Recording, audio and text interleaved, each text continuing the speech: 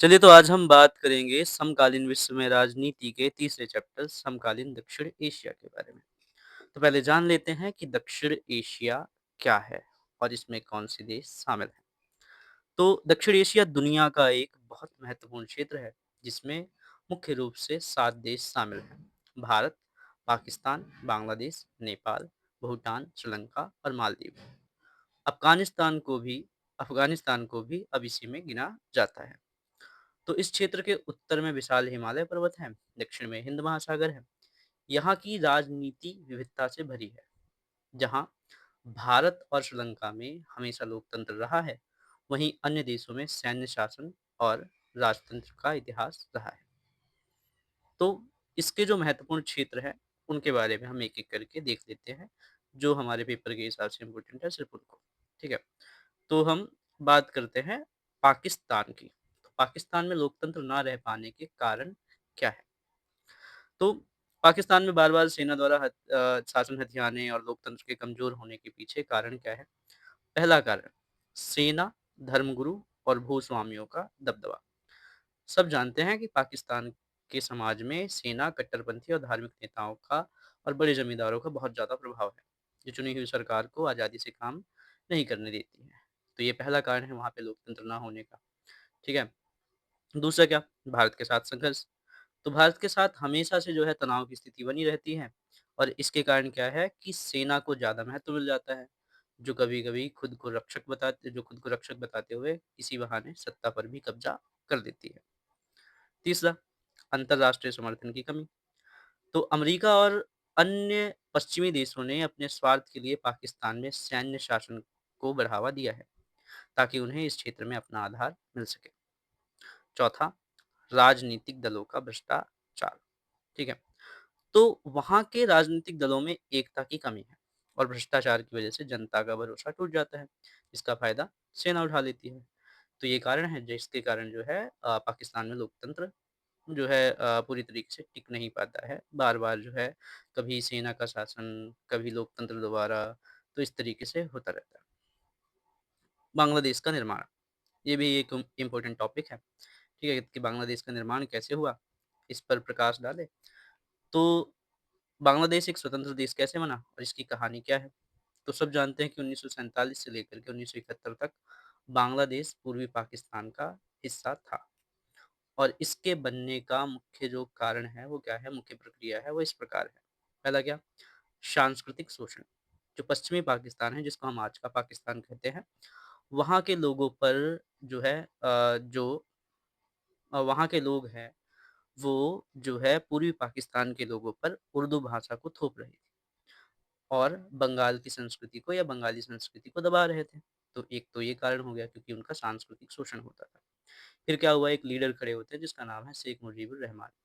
तो इनका नेतृत्व शुरू होता है। तो उन्होंने भेदभाव के खिलाफ क्या किया, आंदोलन शुरू किया और 1970 के चुनाव में उनकी पार्टी अवामी लीग ने बहुमत जीता। लेकिन पाकिस्तान सरकार ने उन्हें कोई सत्ता या स्वायत्ता नहीं दी जिसका कि वादा किया गया था। ठीक है? फिर हुआ क्या? जब जो है लोगों ने इसकी माँग करी तो वहाँ पे जनसंहार हुआ और हमारे देश में शरणार्थी संकट उत्पन्न हुआ। तो पाकिस्तान की सेना ने पूर्वी पाकिस्तान के लोगों पर अत्याचार शुरू किए, जिससे बचने के लिए लगभग 80 लाख शरणार्थी भारत आ गए। फिर क्या हुआ? तो 1971 का युद्ध हुआ भारत और पाकिस्तान का। तो भारत ने मानवीय आधार पर बांग्लादेश की मदद की। 1971 में भारत और पाकिस्तान के बीच युद्ध हुआ, जिससे पाकिस्तान की हार हुई और एक नया स्वतंत्र राष्ट्र बांग्लादेश बना। आगे चलें अगर हम, तो जो है नेपाल की हम बात करें, तो राजतंत्र से लोकतंत्र तक का सफ़र। तो ये इम्पोर्टेंट है लेकिन उतना इम्पोर्टेंट नहीं है, तो इसको हम पूरी डिटेल से नहीं बात करेंगे। सिर्फ़ इतना जान लेते हैं कि नेपाल जो है पारंपरिक तौर पे एक जो है राजतंत्र था, ठीक है? जहाँ पे 1990 में 1990 में सबसे पहले जो है एक तरीके से जन आंदोलन हुआ जिसके बाद जो है संवैधानिक राजतंत्र आया। फिर सत्ता का संकट मंडराया तो उसके बाद जो है सरकार को बर्खास्त कर दिया गया और पूरी सत्ता जो है राजा ज्ञानेंद्र ने अपने हाथ में ले ली, ठीक है? फिर उसके बाद 2006 में लोकतांत्रिक आंदोलन दोबारा हुआ, जिसके कारण राजा को झुकना पड़ा और संसद को बहाल करना पड़ा। फिर गणतंत्र की घोषणा 2008 में हुई और नया संविधान जो है 2015 में बन गया, जो आज के समय का वर्तमान संविधान भी है। इसकी वर्तमान स्थिति की अगर हम बात करें, तो क्या हुआ कि सितंबर 2025 में भ्रष्टाचार और सोशल मीडिया के बैन के खिलाफ बड़े जो है प्रदर्शन हुए, जिसको हम विशेष तौर पे जेनजी प्रदर्शन कहते हैं या जेनजी मूवमेंट बोलते हैं। जिसके कारण जो वहाँ के प्रधानमंत्री थे, केपी शर्मा ओली, उनको इस्तीफ़ा देना पड़ा और जो है वर्तमान में नहीं, अभी जो है 2 दिन पहले स्थिति चेंज हुई है कि उस समय तक जो है सुशीला कार्की नेपाल की पहली महिला अंतरिम प्रधानमंत्री थी और अब जो है बोलेन शाह वहाँ के चुने हुए प्रधानमंत्री हैं। आगे अगर हम बात करें भारत और पाकिस्तान संबंध के बारे में, तो भारत-पाकिस्तान संबंध की जब हम बात करते हैं, तो भारत और पाकिस्तान के बीच संबंध हमेशा से चुनौतीपूर्ण रहे हैं, जिसमें विवाद अधिक और सहयोग के अवसर सीमित रहे हैं। विवाद के मुद्दे क्या रहे हैं? तो भारत और पाकिस्तान के बीच विवाद के मुद्दों में हम पहले मुद्दे की जब बात बात करते हैं, तो है कश्मीर विवाद। ये सबको पता है, देश में रहने वाला प्रत्येक व्यक्ति इस चीज़ से परिचित है। तो यह दोनों देशों के बीच सबसे बड़ा और पुराना विवाद है। भारत इसे अपना अभिन्न हिस्सा मानती है, जबकि पाकिस्तान जो है इस पर दावा करता है। तो कश्मीर विवाद सबसे पहला जो है विवाद का मुद्दा है।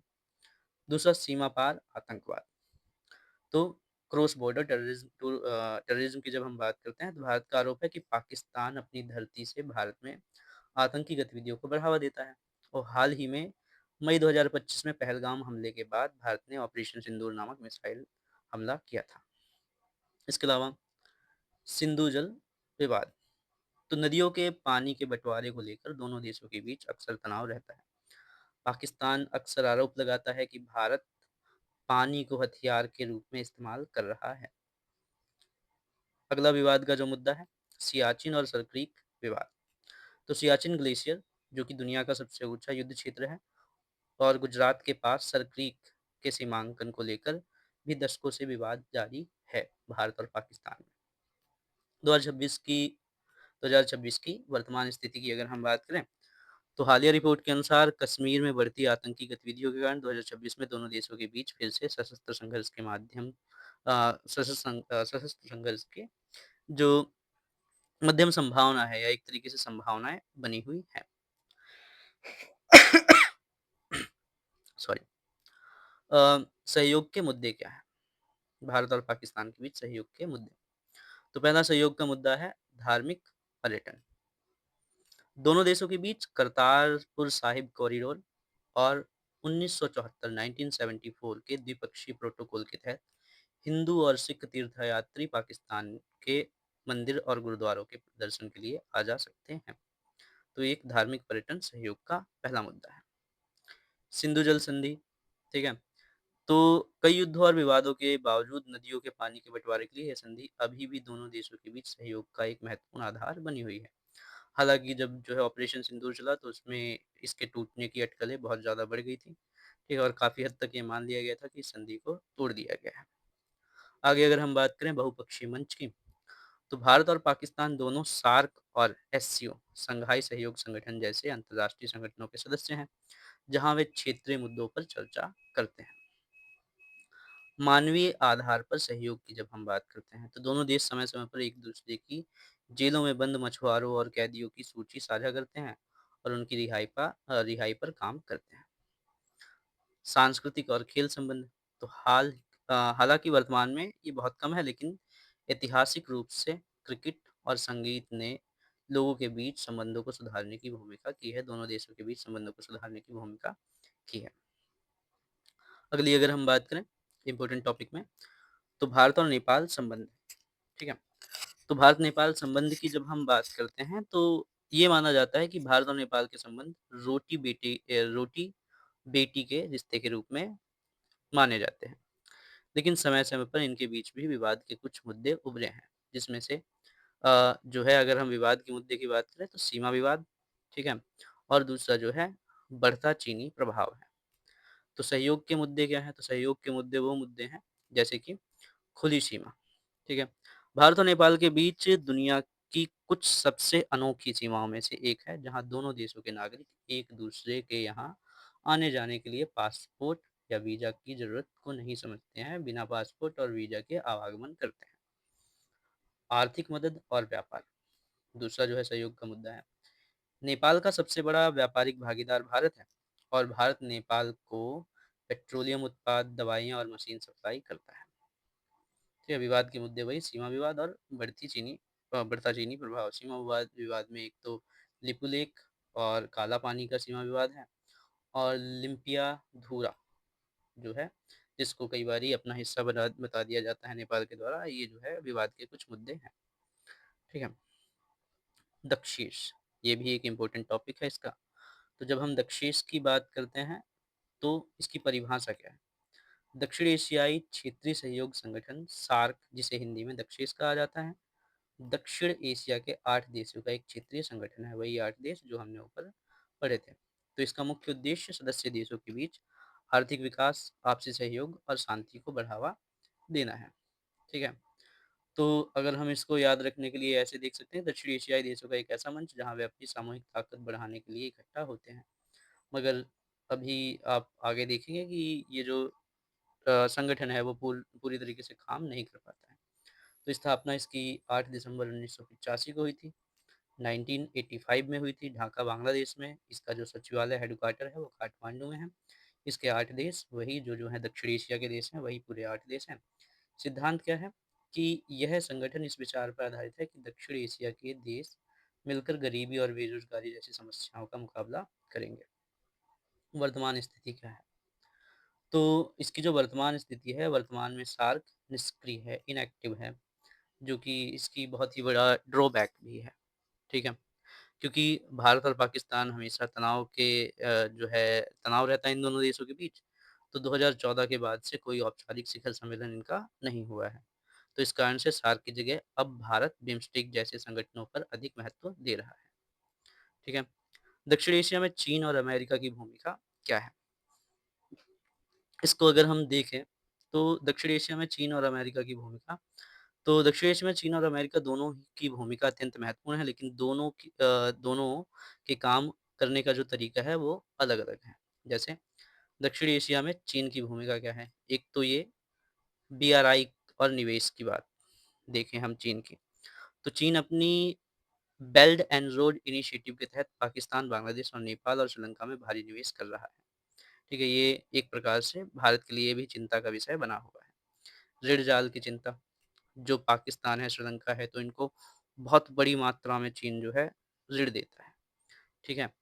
जो कि आगे आने वाले समय पे इनके ऊपर दबाव डालने का कार्य भी कर सकता है। ठीक है? तो जो है इसके अलावा रणनीतिक पैठ, चीन पाकिस्तान के ग्वादर पोर्ट जैसे प्रोजेक्ट के ज़रिए हिंद महासागर में अपनी सैन्य और व्यापारिक उपस्थिति को बढ़ा रहा है। सुरक्षा पहल, तो जब हम बात करते हैं 2026 में चीन अपनी ग्लोबल सिक्योरिटी इनिशिएटिव के माध्यम से दक्षिण एशियाई देशों के साथ सुरक्षा संवाद भी बढ़ा रहा है। तो सुरक्षा संवाद बढ़ा रहा है, क्यों बढ़ा रहा है? ताकि वह इस क्षेत्र में एक स्थिर शक्ति के रूप में उभर सके। अमेरिका की अगर हम बात करें, तो दक्षिण एशिया में अमेरिका का क्या रोल रहा है, क्या भूमिका रही है? तो जो है एक तरीके से हम ये कह सकते हैं कि अमेरिका की भूमिका मुख्य रूप से सामरिक सुरक्षा और भारत के साथ साझेदारी पर टिकी है। भारत के साथ रणनीतिक संबंध है अमेरिका के, ठीक है? तो अमेरिका भारत को दक्षिण एशिया में चीन के बढ़ते प्रभाव को रोकने के लिए सबसे महत्वपूर्ण साझेदार मानता है, ठीक है? आगे अगर हम बात करें इंडो पैसिफिक विज़न, तो अमेरिका एक स्वतंत्र और खुले इंडो पैसिफिक क्षेत्र की वकालत करता है, जहाँ दोनों के पास समुद्री रास्तों का समान अधिकार हो। लोकतंत्र और सुरक्षा, तो अमेरिका इस क्षेत्र में लोकतांत्रिक मूल्यों को बढ़ावा देने और आतंकवाद के खिलाफ लड़ाई में नेपाल, बांग्लादेश और मालदीव जैसे देशों के साथ सहयोग करता है। अगर हम इसके आखिरी पॉइंट की बात करें, तो 2026 की रक्षा रणनीति क्या है इसकी? ठीक है, तो अमेरिका की नई राष्ट्रीय रक्षा रणनीति के तहत वह हिंद महासागर क्षेत्रों में अपनी सैन्य उपस्थिति को बढ़ा रहा है, ताकि चीन की आक्रामकता को नियंत्रित किया जा सके। ठीक है, तो जो है इन दोनों की दक्षिण एशिया में ये भूमिका रही है।